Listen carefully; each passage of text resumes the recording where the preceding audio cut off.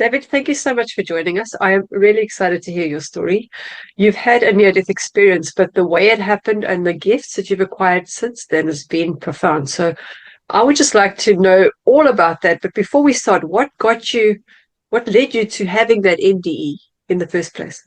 Yeah, well, it was a freak accident that happened. I was seeing a friend off at a rail station in Cambridge in the UK, and I was helping her, onto the carriage or whatever, with her bags, giving her a hug and a kiss to say goodbye.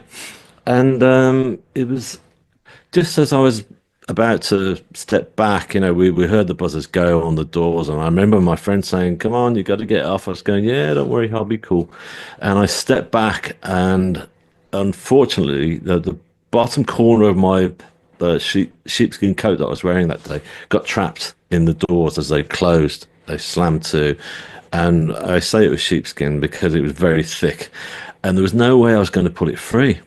And I thought, wow, this is jammed right in there. So, of course, I yelled out for help, thinking that there would be a guard on the platform or whatever, but there wasn't one working on that actual service.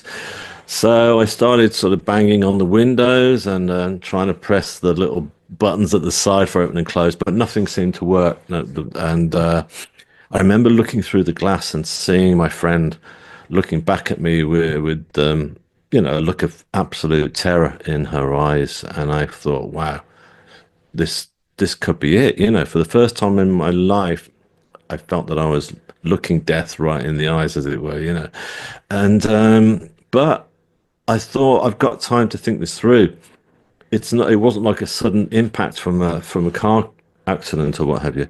I thought I've got to try and relax my body. That's all I could do. So I just tried to relax my body. And as the train started to rev up the engines, the adrenaline was going through me, and I just thought, oh, wow, I started getting dragged along the platform. And as I say, I just kept relaxing my body. And then before I knew it, I was pulled between the space of the platform edge and the speeding train, and under I went. I went under the wheels, and it was like going from lightness into complete dark terror. It was like I was being thrown around, relentlessly, and I just felt like I was in the depth of this very violent, oily machine. The train suddenly became like this horrible mechanical beast rather than this train that I'd been stood seeing my friend off at. And I was thrown around and tossed like it was like being thrown into a washing machine at full spin. And suddenly I was thrown down in between the tracks. I was there in the gravel, face down. So I just kept my face into that gravel as the train continued to go on at high speed. It was a very long train. Because I thought it's not over yet. Just keep your face in the gravel. And I continued to keep thinking. I guess I'd gone into fight or flight mode, basically, and I was fighting for life. So the train moved off down the track, and there I was, laid in complete agony, and but obviously surprised to be alive. And the paramedics, emergency guys arrived really quick. They jumped down on the track, and started cutting through my clothes, and somehow they got me from that track onto the platform and on a stretcher and into the ambulance. And I remember the doctor in the back of the ambulance saying to me, "Look, we've come from a small hospital around the corner. That's why we're here so quick. But the one that's going to save your life is a half-hour drive. Can you do that?" And I said, "Yeah." So I said, "Let's go." So we sped off down the highway with the siren going at full pelt, and it was we arrived at the hospital, and I remember as they wheeled me in, it was all really kind of like high tension. There was a whole team of people waiting, like medics and nurses, and they started working on me. And I knew it wasn't over yet still because I was, I'd looked, my arm had been cut, it had been severed from the elbow down, and I was losing a lot of blood, and they were trying to stop that blood from flowing out. And it all felt touch and go because I didn't know what they were saying. It was all science, obviously, but they sounded. I could hear panic in their voices, and then then I remember that the consultant was very calming, who was looking after me, and he said, "Look, you know, your family are here. We're going to have to wheel you into theatre straight away, but would you like to see them?" I said, "Yeah, please." They came in. I couldn't believe they were all there. I thought, "Well, how did they find out?" You know, but there they were, and you know, my mother was completely distraught. I remember her in tears, and I turned around to my parents and said, "Look, I'm so sorry. It's always me bringing the drama to this family, which it always was." And they said, "No, no, it's not your fault. Stop it, please, and just calm yourself, you know." And but I really wanted to speak to my friend Anna, who I'd been seeing off, because I knew that she would have been through as much terror as me, you know, because she would have seen me go under that train. She would have seen me disappear.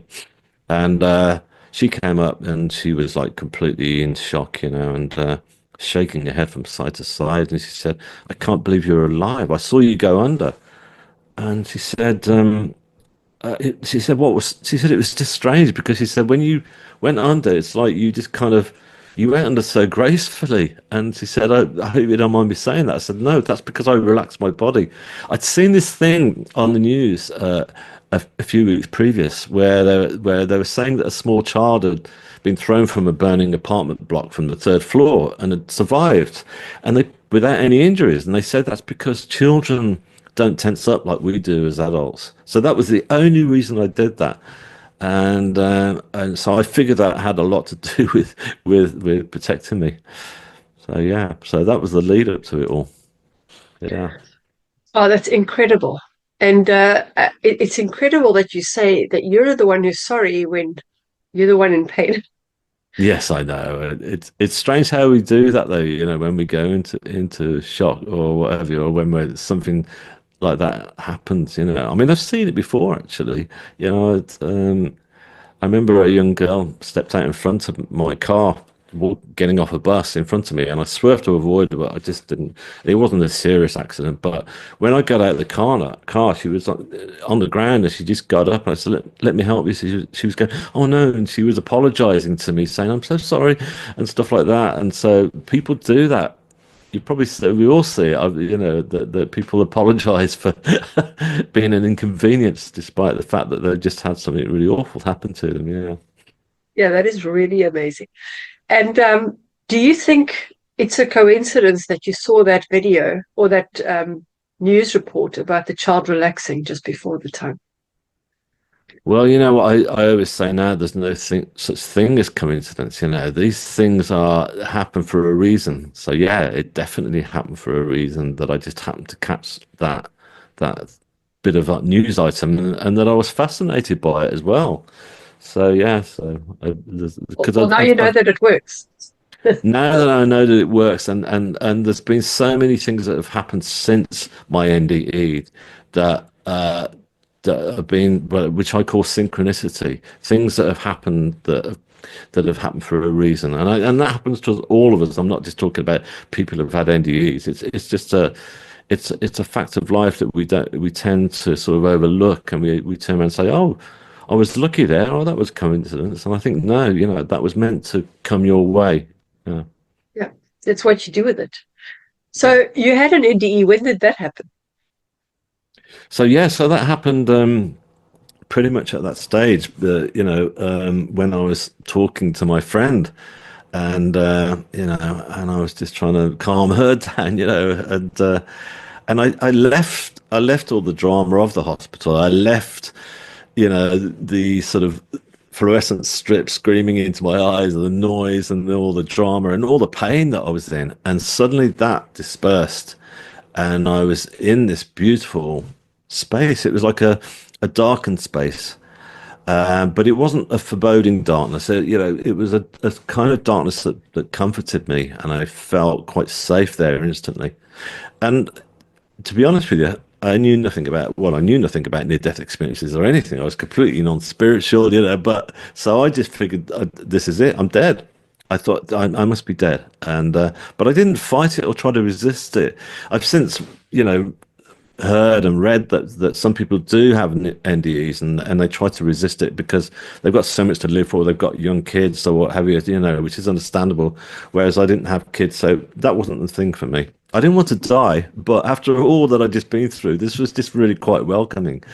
So anyway, so I tried to get my bearings in this darkened space, and I looked around, and I suddenly saw that I was being greeted by these beautiful orbs of color. They were just slowly pulsating all around me, and they were like landing lights on a runway, at an airport, and but they were close and close, and the colors were pulsating really slowly, and that calmed me, and that made me feel that I was somewhere safe. And I suddenly realized I was no longer laid on the hospital trolley that I'd been on for some time. I was now on a huge slate, sort of granite rock, and it was surprisingly comfortable to be laid out on. Because I also realized I was no longer clothed. I was just covered in this blue sheet, and it was like a sort of satin, sort of texture, silky satin, and that made me feel it was almost like a comfort blanket, that children have, but that made me feel calm also. So I decided to lay my head back and close my eyes and lay there for some time.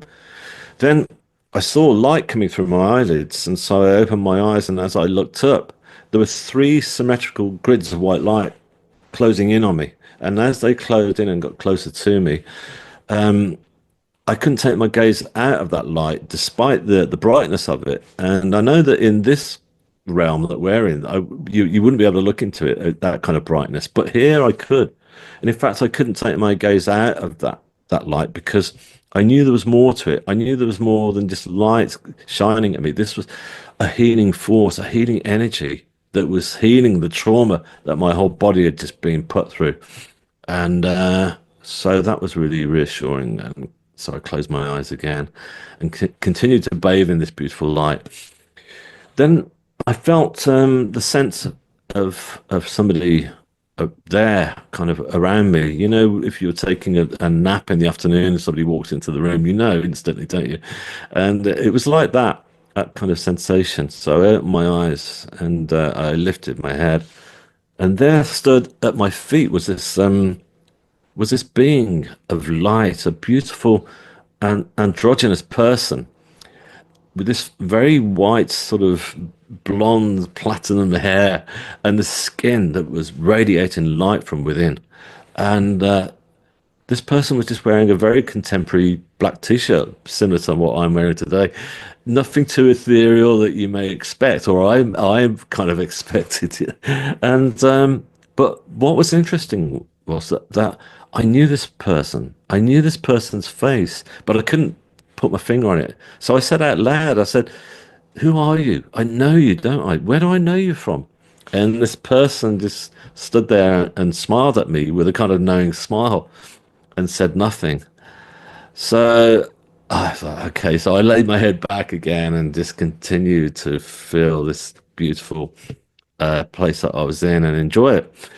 And it was a calming effect knowing that somebody was there, and I started to get messages through.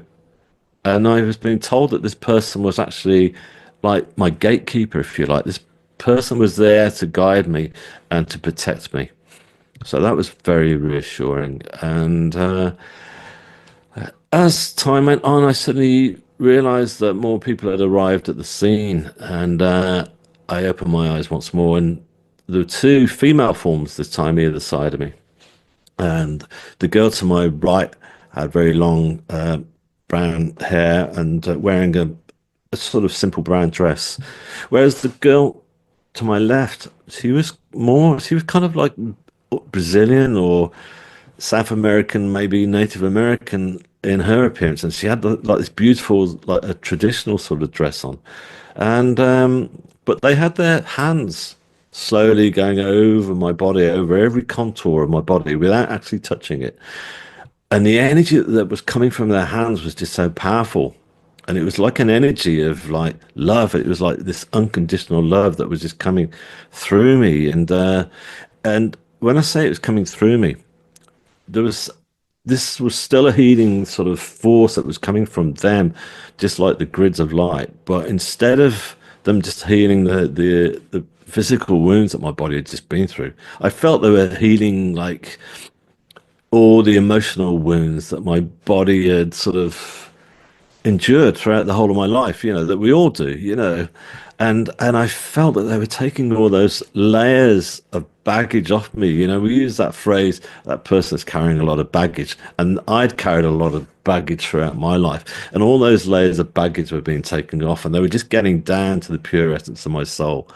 And it was the most liberating feeling I'd ever encountered.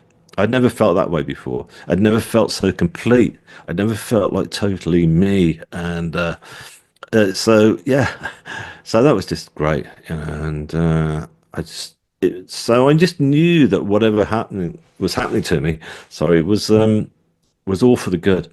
And I kind of felt a sensation that this was like a preparation for something, but I didn't know what. But I just went with it anyway. I totally trusted it. Closed my eyes and enjoying this vibration of love that was coming from the hands and of these two healers. Then I started to think about my family because obviously I'd seen how distraught they all were, and I figured, well, if I'm dead, and then they're going to be pretty cut up about things right now. So I wanted to check on them. So I lifted myself up to try and look over the edge of this huge rock that I was laid on, and I looked down, hoping to see them.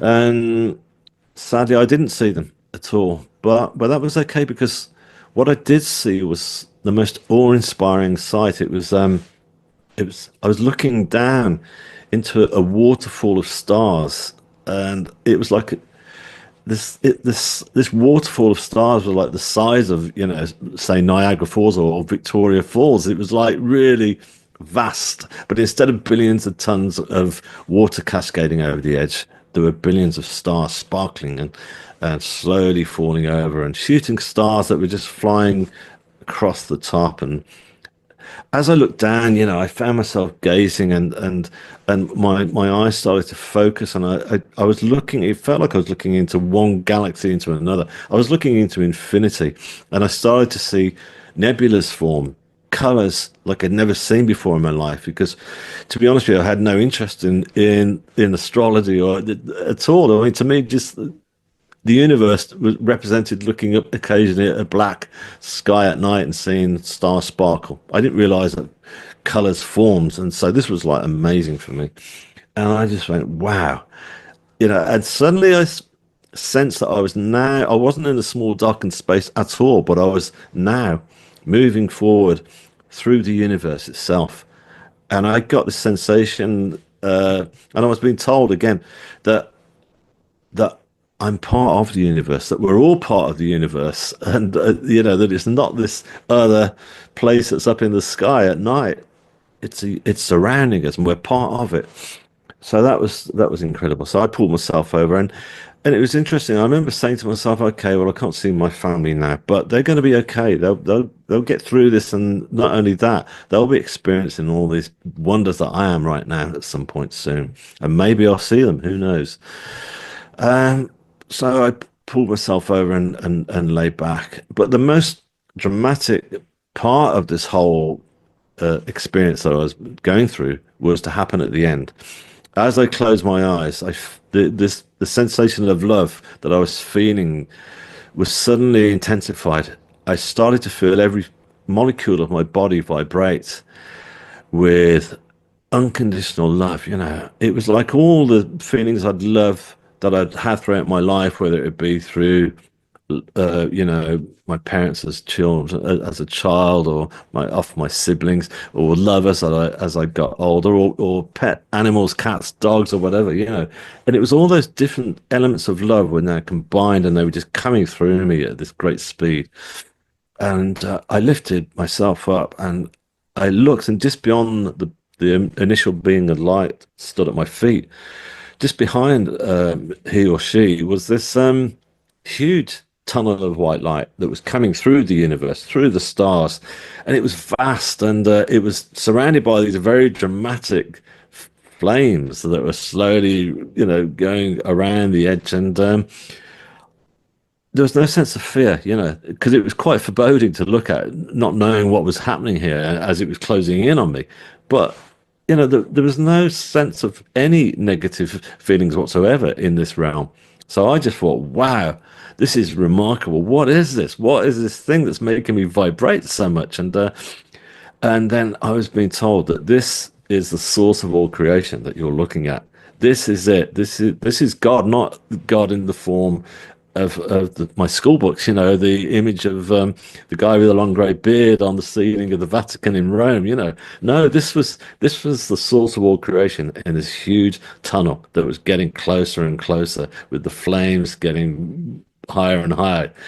And it was at that point that I came crashing back into my body. I had left that whole sphere and I was back in the hospital, and all the pain started to come rushing through my body, and that beautiful light was now replaced by the fluorescent strip again, and the noise was just kind of like overloading my ears. It was just like a shrill. So yeah, there I was Oh, back. that is such a vivid place that that you experienced, with all the beings and the lights and the stars. It's fascinating. Um, just a question: when you went through that experience, you didn't hear speaking; you heard it like in your head. It's almost telepathic. You get the Yes, thoughts coming to your mind. You don't have to hear them saying anything. that's right. Yeah. Is that what happens? Yeah. That's exactly Tell what me. happened. Yeah. So it was very gentle, it was a very gentle sort of, and it didn't come immediately. When I asked questions, they weren't answered. It was almost like they were just coming through in a way that was just like a very gentle, this is what's happening to you. I've heard that sometimes the people that you meet, you were previously one of them. Do you think you had that experience, or are they people that you were with in another lifetime or another experience that you knew them before? Yes, exactly. Because I learned not actually at that point in that realm, but afterwards, because I was still very much attached to that element, even though I come back in my body for some time. It was very strong. It was throughout me. When I was in hospital recovering, I felt like I'd still got this umbilical cord attached to where I'd just been. And then I started to learn that the initial being of light that I looked at, the reason that person was so familiar to me was because he or she had been with me throughout the whole of my life and previous lifetimes, and it was basically this being of light was my higher self. So yeah, so that was the only one. The other beings that are around me were not familiar to me at all. But maybe they have been with me throughout previous lives. But yeah, Your higher self's pretty cool wearing his t-shirt. wearing a t-shirt, yeah. Rachel. Yeah, I mean, I guess that was to make me feel relaxed as well, and familiar. Did you tell anybody about it when you came to? Yeah, I did do, yeah.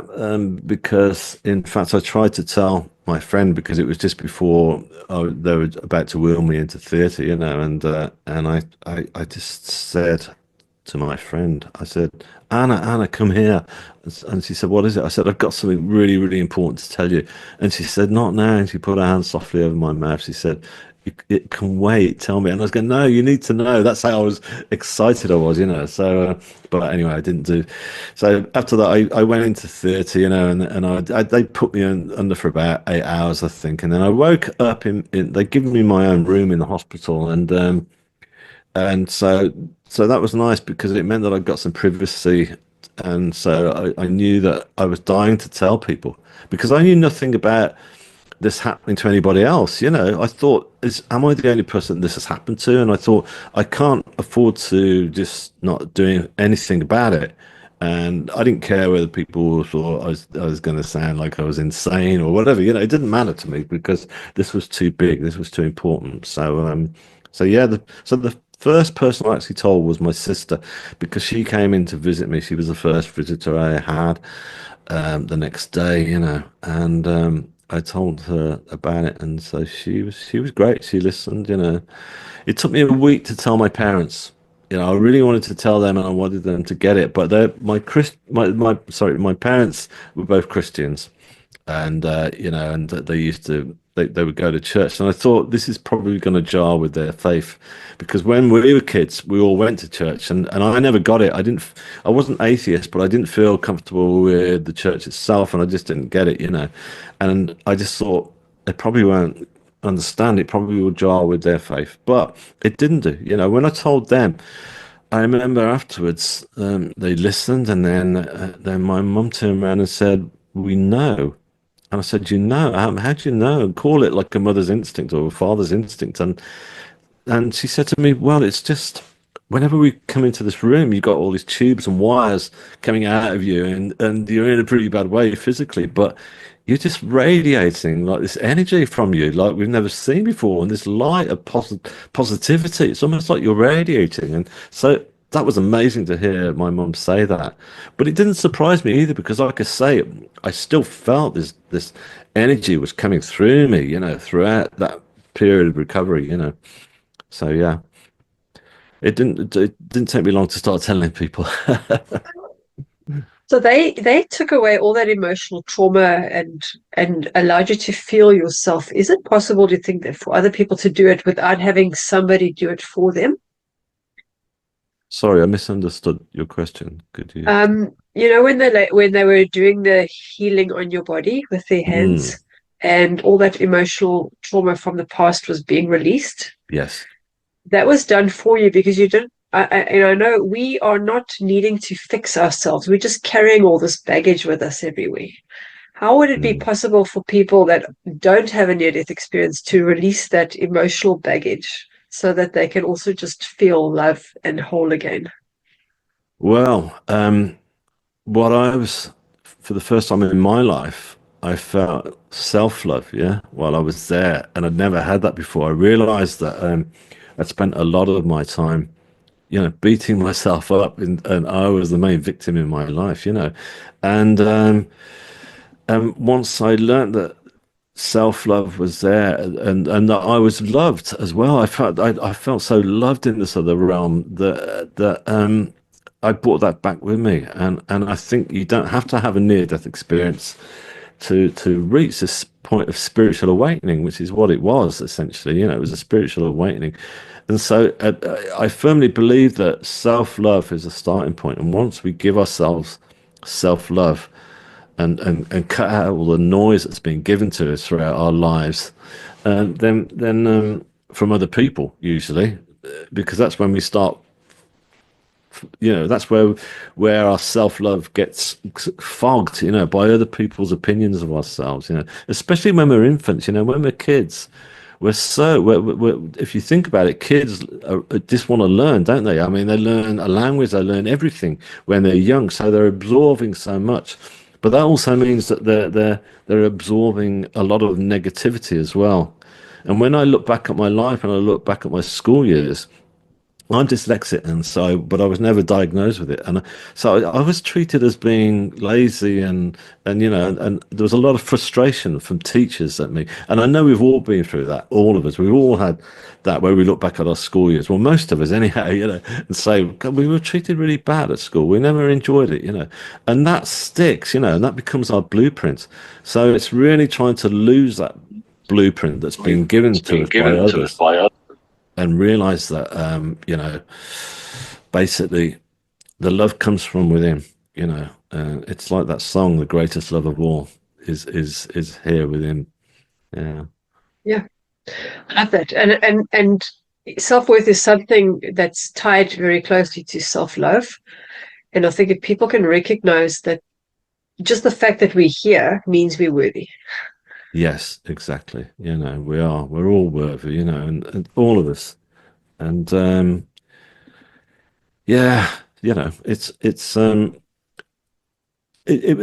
was strange, because I mean, one of the things I found hard to deal with coming back from an NDE, and I know other people have it as well, and that is when you come from that realm of all that love and all that beauty, that you still got it within you, and you go through life. When I left hospital, I just wanted to give all this love and share it and stuff, and I didn't know how to guard myself. I didn't know how to guard myself from the fact that society isn't set up for that. That, people aren't suddenly going to say, "Hey, thank you very much for giving me all this love. Yeah, you're a great guy too."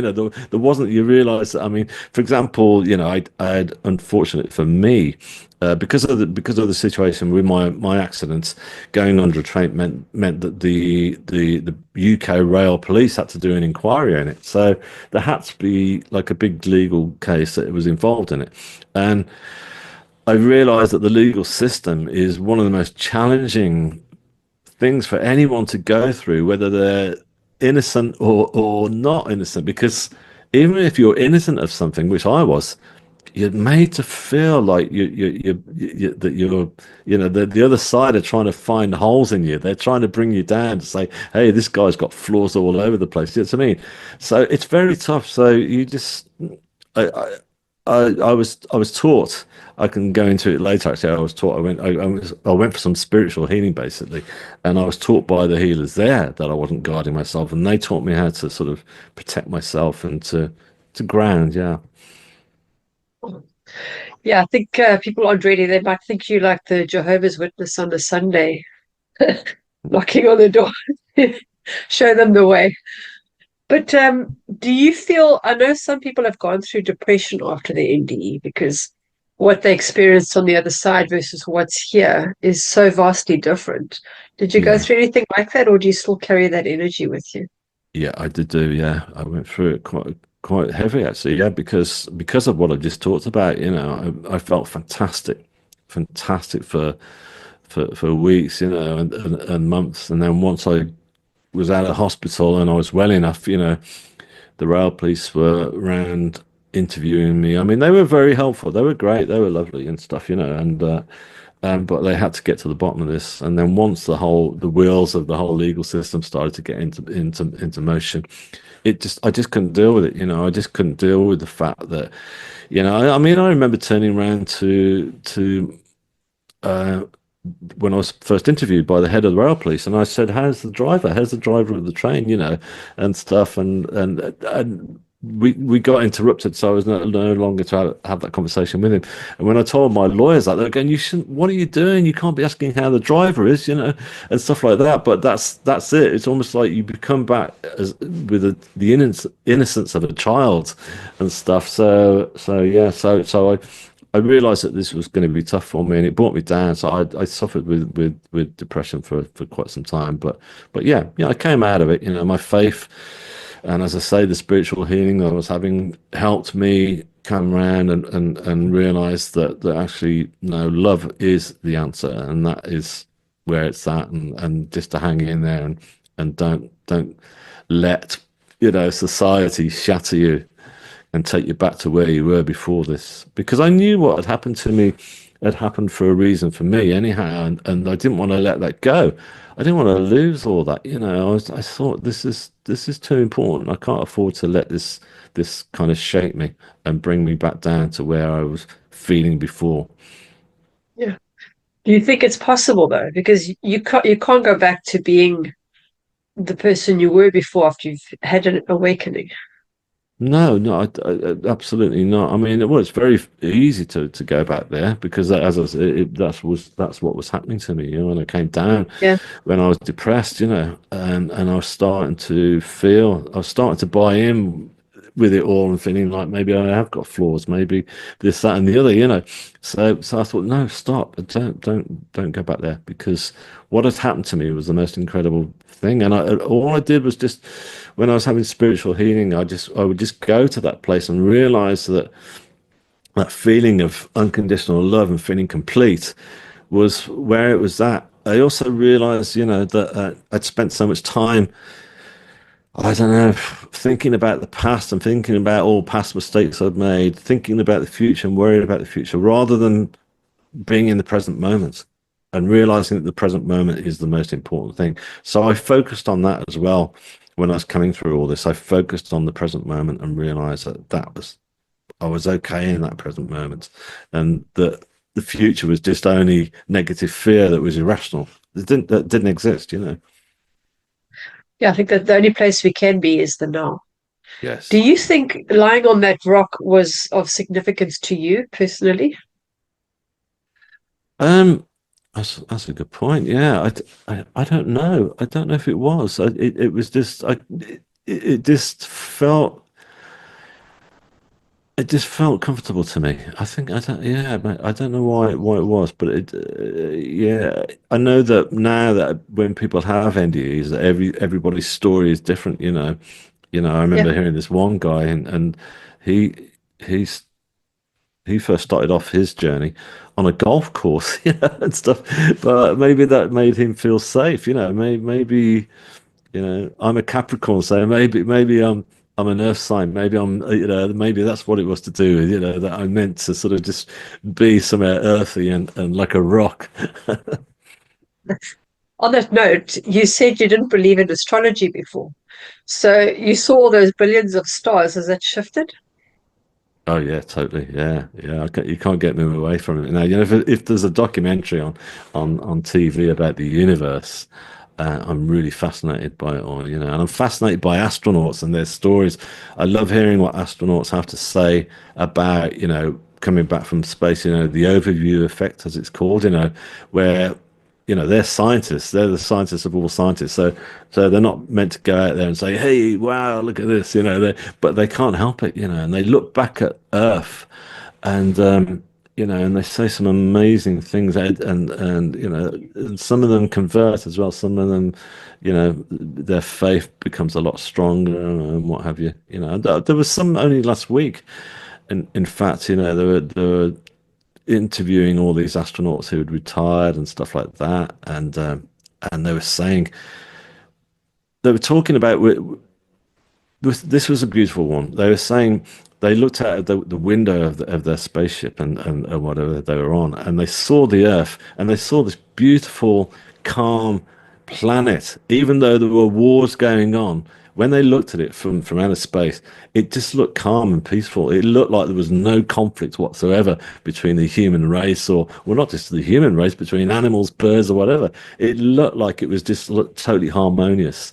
But the big thing that everybody says when they come back, all of them, was that as you enter the Earth's atmosphere and you come back, you realize that it's such an amazing, colorful, beautiful planet we live on.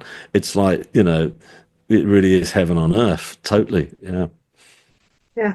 It's almost like when you're in meditation and you go to a higher place, you kind of also separate yourself and see it from a bird's eye view, an objective that's point of view. And it also looks so calm and beautiful yes, yes. until you're Well, back in it. yeah, well, that's it. But that's the truth. I mean, if you think about it, if for example you walk out on a summer's day on a lawn, and you look at that lawn and it just looks like a beautiful green lawn, you say, "Isn't that beautiful?" Which it is.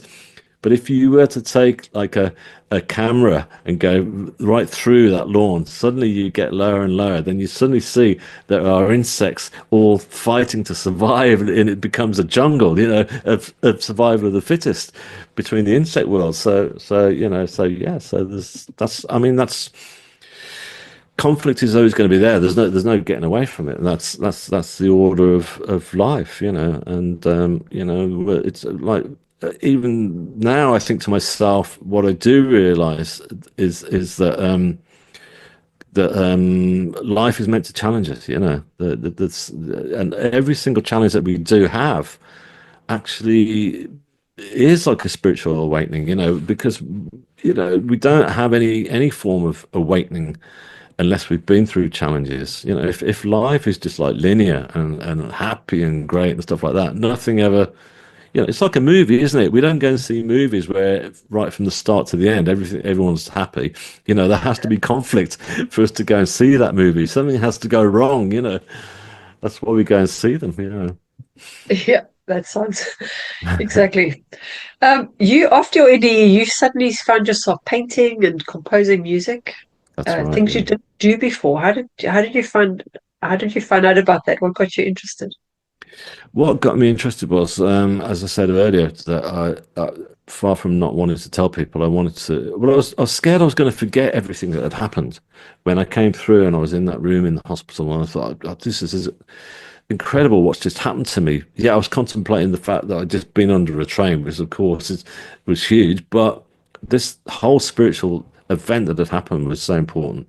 I thought, I'm dyslexic, as I say, so I thought I'm not going to be able to write this all down very clearly. And I thought that why don't I do a painting? Well, yeah, let's do that. I thought so. I'll do a painting as soon as I get out of hospital. Even though I wasn't doing that before, I was a manual labourer. I was working on construction sites or whatever I could get work doing. And so I remember my sister coming into the hospital and she said, "Oh, can I get you anything when next time I come in?" I said, "Yeah, can you get me a small sketch pad and a pencil?" And she went, "Okay." And so, because I wanted to sketch it down, I remember I was in the hospital and I got the nurses to prop me up and I did this very faint sketch of everything that I'd seen. So I got it there at least. And of course, I never did forget it. But even so, when I came out of hospital, I just knew that I wanted to do something as well, like those big sort of biblical scenes you see that Michelangelo and all the Renaissance painters did. I wanted it to be like that. So I thought I'm going to do a big painting on a canvas like that.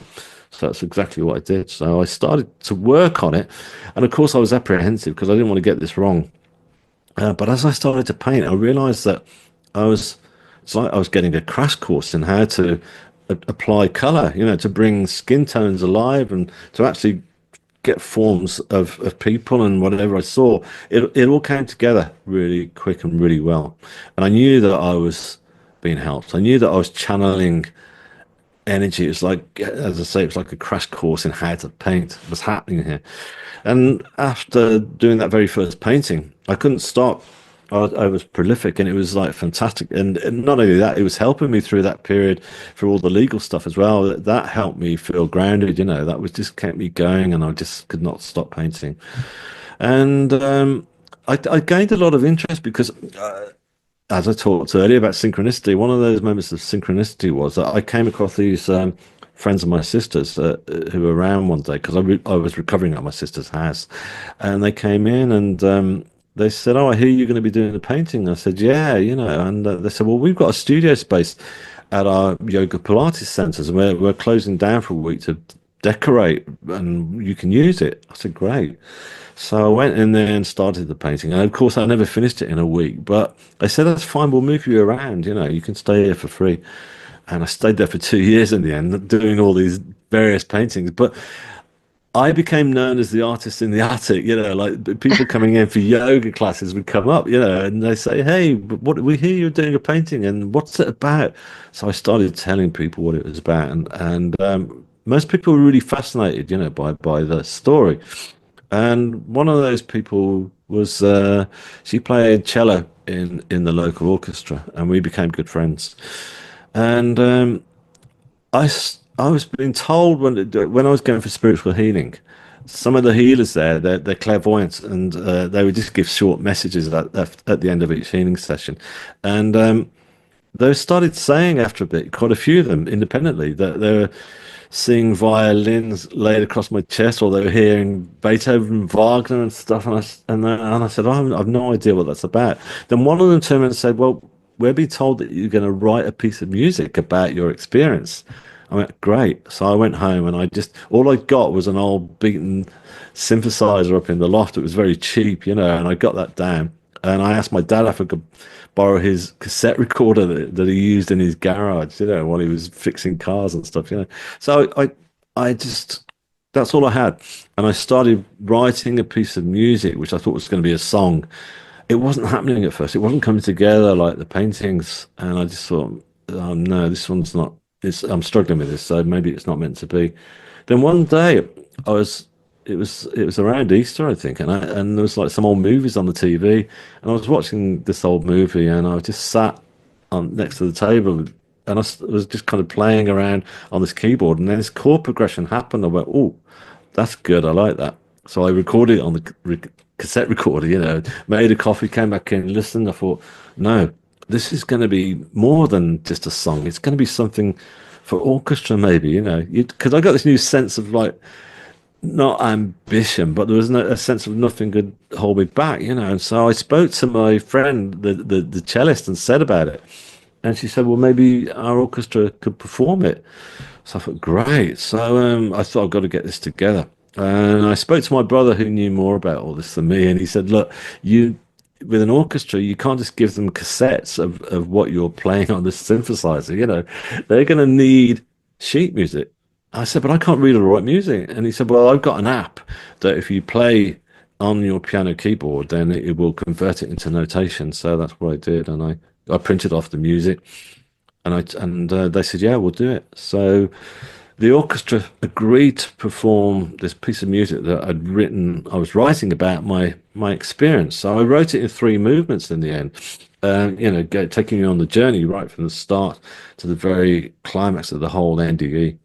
And yeah, I remember the orchestra said to me, "Look, would you mind speaking to the local press about it? Because we normally do that if we commission someone to write a piece." I said, "Yeah, sure." So I spoke to the local newspaper, and they said, "Hey, hang on, you're the guy who went under the train," because they covered the story at the time because it was quite unusual, and I said, "Yeah, that's me." And they said, "This is fantastic. It's going on the front cover." So it went on the front cover of the Cambridge Evening News. And the Cambridge Evening News, even though it was local press, carries a lot of weight in London and stuff like that. And then the BBC got in touch. Then they said, "We'd like to come and interview you. We've seen your story." I said, "Fantastic." So they came to a rehearsal with the orchestra and spent a bit of time there, and that was a really beautiful small piece of news film that they put together. And when they went out on the news, the concert sold out 2 weeks in advance, which was fantastic. So again, I was noticing synchronicity was like this was happening. Again, it wasn't coincidence, it was or chance. It was meant to be that all this was to help bring together a lovely big event, with lots of people turning up, which of course makes it even more special. And it was a beautiful premiere, it was just great. And it was lovely for me because I meant I could just sit there with my family. We sat on the front row and, we just enjoyed it. I just enjoyed listening. I wasn't even nervous. I just I thought this was just going to happen, and it did, and it happened better than what I could have imagined. It's like hearing something that you've been playing on a little old synthesizer suddenly performed by an orchestra is just like this wow. It's like this three-dimensional event, in terms of sound and vision, and everybody got it. Everybody loved it. It was just like there was like a standing ovation. People were coming up at the end saying they'd had similar experiences themselves. So then I started to realize that this was common. I'd learned by then that I'd had a near-death experience. Yeah. Yeah, I think so many people are saying that whatever it is that they experienced is here to be shared with the rest of the world to let everybody know that there is more than what we just currently perceive. And there's no doubt that that was orchestrated Yeah, for your exactly. to allow more people to connect with that because the story is in the music as well. Yeah. Well, this is it, and because one of the first things people say to me, "Oh, you must have been really gutted when you came back into the hospital from that other realm." I said, "No, far from it. I was still so charged with it all that all I kept saying to myself was, why have I been sent back, and what is my mission? What am I supposed to do? I felt a sense that I was supposed to be sharing the message, but also helping people, and I didn't know how, And then I realized as time went on that this was how I was doing it. This was my mission, was to continue to create with both my art and my music, which I continue to do since. That's what I do now with both. And the great thing is that most people get in touch, say it's lovely for them just to be able to like look at my paintings and listen to my music at the same time, because they get like more of a it's like different dimensions. It's not just two-dimensional from it's sound and vision, which is and let's face it, both those things are very appealing to all of us, aren't they? Sound and vision throughout our lives. We need those just to calm us anyhow, we turn to either one, don't we? On that note, did you experience sound on the other side? No, I didn't do. I didn't experience any sound that it was just it was complete silence, but that was fine, that was in a sense that was part of the calm of it all, it was just a beautiful calm. Yeah, it wasn't eerie, I wasn't sort of disappointed when nobody spoke back to me or there was no sense of anything. Even when the tunnel of light came towards me, you'd expect that to be quite noisy because it felt because of the fact that it was causing me to sort of vibrate with love, but no, there was no sound. Yeah. Would that be the void that people talk about, where it's almost like the beginning of creation that's holding everything? Yeah, exactly. Yeah. I mean, that's what I was, that's it, that's where it all starts. And I do know of other people who've had near-death experiences talk about they actually go through that tunnel of white light and they go through to other dimensions. But that wasn't for Mm. me. That wasn't, just wasn't. I guess I'd learned all I needed to learn, and I'd learned the two major things, and that was that I was worth something, that I was loved, and and to stop beating myself up and stop thinking about the past and the future and just focus on the here and now, and then and I guess they or what have you must have known that when I was going to come back into this realm, that I was going to get straight down to spreading the message and through creativity. So it was all, so that's all I needed to learn for myself, Yeah. How long did it take you to leave the hospital for you to recover? Remarkably fast, according to the surgeons. They said to me I was going to be in there for at least, 2.5 months, but I was out after 6 weeks, which is 'cause still a long time. But they, I remember my consultant turning around to me and saying, he kept saying, David, he said, you're healing at a remarkable rate. We don't get it, and I said, I know why, and I started to tell him, and he just kind of stopped me. Said, "Look, I'm a scientist, let's just leave it at that. Let's agree to disagree." And I said, "Okay, that's fair enough," because I wouldn't be here talking to you now about that science. I mean, science actually saved me as much as I was saved from a spiritual point of view. But ultimately, yeah, I needed that science as well to continue to save me. And I've got so much respect. I mean, I've done quite a few interviews as well because they now start. There's quite a lot of scientific sort of sort of things going into to find out about NDEs. A lot of scientific, which is great, yeah, because I'm glad that it's been done. I mean, although I do feel that we do put too much emphasis on needing to have a scientific sort of answer for everything, which is kind of mad because we don't have all the answers. In fact, there's one guy called Professor Brian Cox who I follow now, and he does a lot of BBC programs about the universe. And he actually said in a recent one, he said that we're learning so much more about the universe now. We've got these new telescopes, that are out there like Hubble that are we're able to bring information back. But he said we're still, as scientists, only touching the surface of understanding how the universe works. We only know so much, And I thought, there you go, great, yeah, that's it. But I'm glad that they're putting some sort of research into it scientifically into near-death experiences, and it's been taken seriously. I think since the pandemic, there's a lot more talk about it. Because up until the pandemic, death was never really discussed. And I remember doing an interview and saying that the last time that death was really talked about was in the times of the plague, because everyone was surrounded by death then. That there was a lot more fear that people were going to be wiped out and stuff. And I guess with the pandemic, we didn't know, did we, when that happened? It was the same thing. So there was a lot of fear of death. So people started to tune into podcasts like we're doing now, talking about and discussing near-death experiences. So there's a lot more interest in it. But I think it's great because it's there's a lot of positivities come from all these talks, because as you said yourself, quite rightly, most people who are talking about their NDEs, and it's there's a lot of positive stories to come back with, and a lot for us all to learn and take away. Yeah. Well, I think the pandemic was a huge wake-up call for humanity, Yeah. because what you take for granted is not what you think is going to be forever. I mean, the way our lives lived, everyone was just blissfully unaware that it could just change for I the know. whole earth.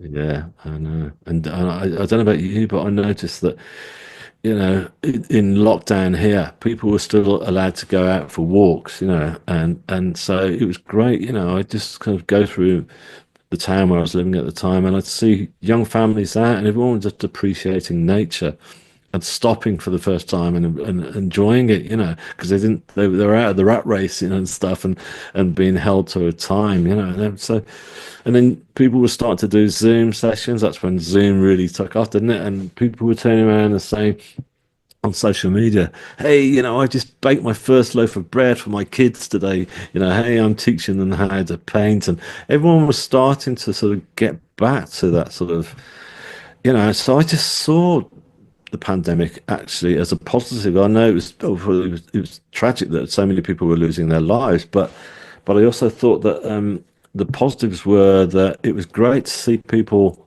I actually saw it as being almost like a huge global spiritual awakening. And I thought this is like an NDE for everyone. This is fantastic, but I was kind of sad as well because after a bit, people started getting frustrated, saying, "Oh, we just want to get back to normal now. We want to get back to." And I thought, why? Why do you want to get back to normal? This is normal. This is the new normal. This is it. Appreciating the wonders of nature and the beauty of educating your kids at home. But there you go. Such is.